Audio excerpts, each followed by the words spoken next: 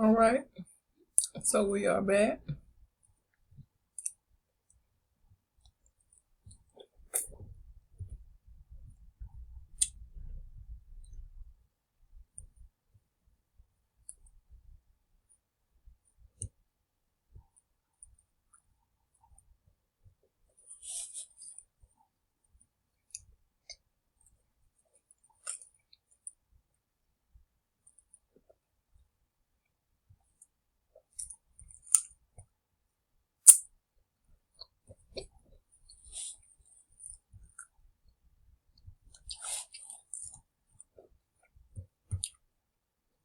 Mourn, as well as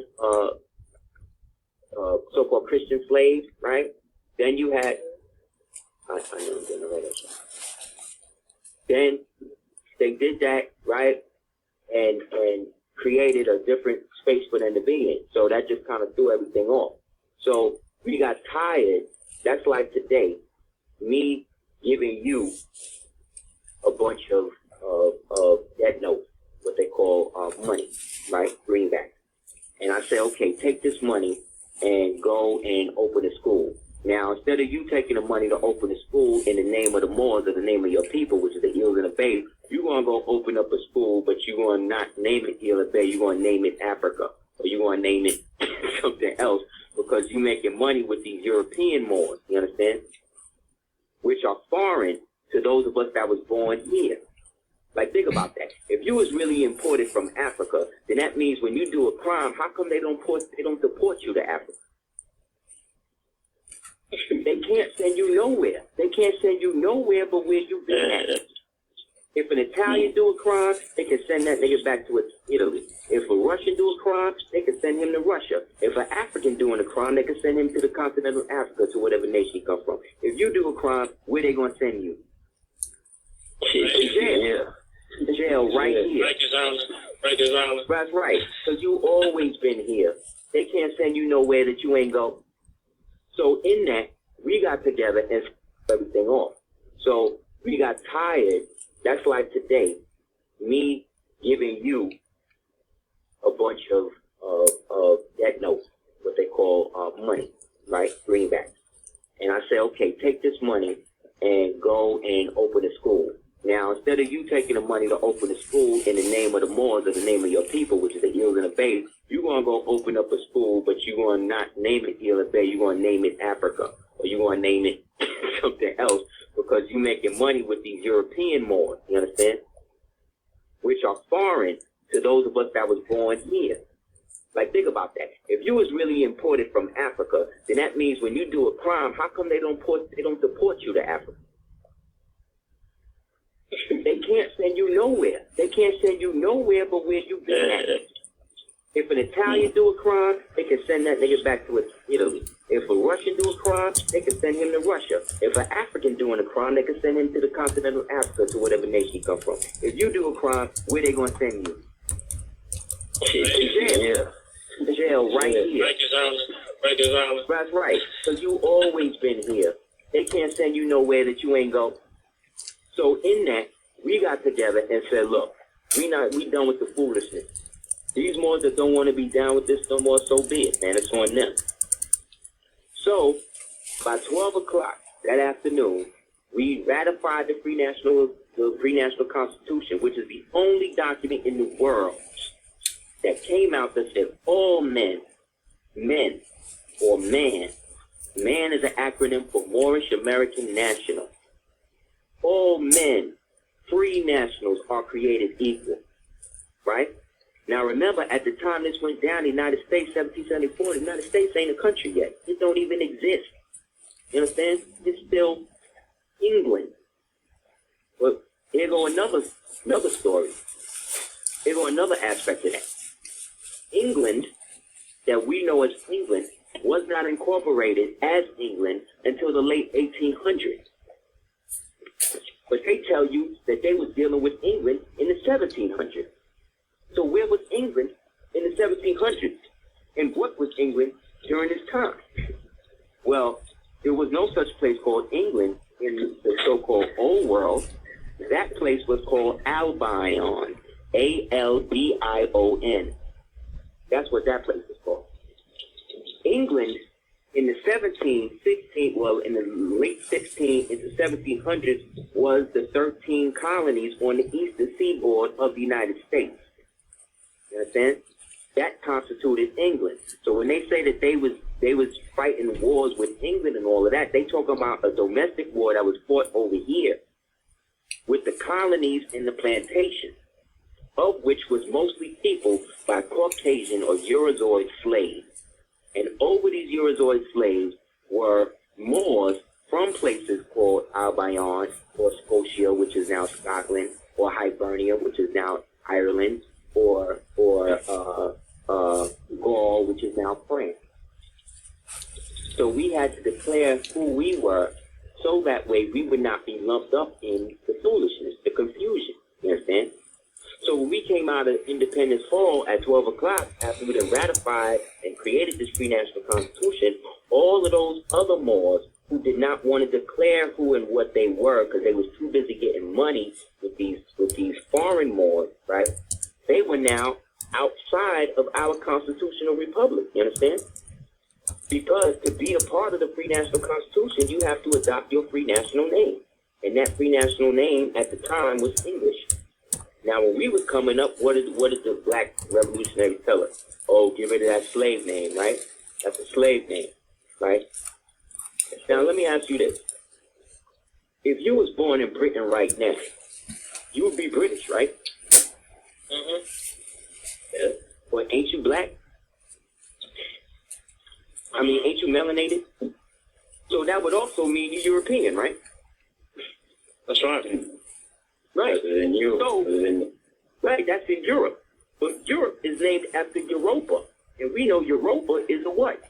A so-called African queen, right? Right? So, Napoleon said that Africa ends at the height, at the Pyrenees, which are the Pyrenees Mountains in southern Spain, in northern Spain. So he basically saying that all of Europe was Africa. Is basically what he's saying, right? And what that also means then is that when we declared who we were, those Moors who did not declare who they were now outside of our government, you understand? They had no nationality now, unless they came back to us. But you know how it is today. You know how it is today. When you try to tell a brother the right thing to do, what he do usually? He usually do the opposite of what you say, right? Yes, sir. Right? Yeah. So these niggas, instead of trying to come back to the constitutional fold, what they do? They like, you know what? F these Moors. We gonna do what we want to do. But how you gonna do what you want to do when you ain't even got no national flag? You ain't got no constitution. You ain't got no religion no more. You ain't got no God no more. You just stateless. You just out here, right? So remember, at this time, the United States was not a country, and they haven't declared their independence until 2 years after, 1776, right? So by 1776, now they done declared they independent. But really, what they did was agree to adopt our Constitution as the beginning of their Constitution. And we would co-sign the independence of the colonies to become their own state, so long as they always agreed to protect and respect those Moors who set up the free national constitution. Not the Moors who didn't want to go into that, you see? So now, by 1779, these Moors who are classed undesirables, they don't have no nation. They don't have no country. They don't have no nationality. And they can't be protected by the free national constitution because they said they didn't want to be down with it. So what happened to them? Now what they got to do is take their individual clannish name and prop that up like that's a nationality. So then what happens? By 1779, that's when you start hearing names like Cherokee, Choctaw, Chickasaw, Washita, this, that, the other, Panahassawa, Creek, Credo, Kitwa, all these different names, right? That just started to come out of nowhere because now they don't have the original foundation to protect them. So they got to create their own. But remember, the crackers that we helped free only agreed to look out for the Moors who set up the free national constitution. So all these other Moors, they looked at them as undesirables and looked at them as traitors to us. because they would not get back down with us and work this whole thing out, and let's be together as a family again, the family of the Ills and the Bays. So by the 1779, the cracker, remember, the words Negro, Black, West Indian, Colored, Ethiopian, these words were not written in our free national constitution because we were not using those names to describe us. You see? But these were names that were being used in the common vernacular. So by 1791, 1789, what the white boys of the citizens of the United States start to do was start to list these words, Negro, Black, Colored, Ethiopian, African American, whatever, West Indian, and start to list these words on their state documents as property. You see? So that way by 1780, all of these people, these so-called undesirable Moors that didn't want to go back to the constitutional fold, all of these dudes who are now using these terms because this is what's getting them different relationships with European Moors or people on the colony, they start using these words that these other Europeans is calling them. But these Europeans is calling them these words because they know that now that they are not answering to their free national names, they answering to names that was created by foreigners. Therefore, now they can belong to the foreigner, you see? And so because the slave advocates needed people to help build up the United States, that's when the chattel slavery started. So from 1779 to 1854, chattel slavery is now being put on all of the undesirable, all of the Moors who are now reclassified as Negroes based on their own vernacular word to now denote as property. Then they start to ship them down south now, and now the same white boys who was the slaves have now because they're citizens in the United States is giving them these Negroes, i.e. free national Moors undeclared now, as property. And they can use them to build up their country. And after a while, it only took one generation for these niggas to now create a whole fictitious history of them. And so now the story is, we imported you people from Africa as slaves, right? Because you had no nationality. But they did. But out of their own mouth, they denied it, you see, and adopted the fiction that was already under the jurisdiction of somebody else who was a slave. Now the slave could be the master, and the master now the slave, you see. And this went on for about, let's add it up, 1779 to 1854. If we were to subtract that, how many years would that be? I'm horrible with math. Oh, no, same here. I gotta look at the calculator. Okay, let's calculate that up. That one would be good. Yes, sir. What the hell is my calculator? Okay. Let's see. Okay. I'm trying to do it as quick as I can. Okay, that's 0. 1 and 1 is 0. 8 minus 7 is 1. Okay. 15. 75 years. 75 years.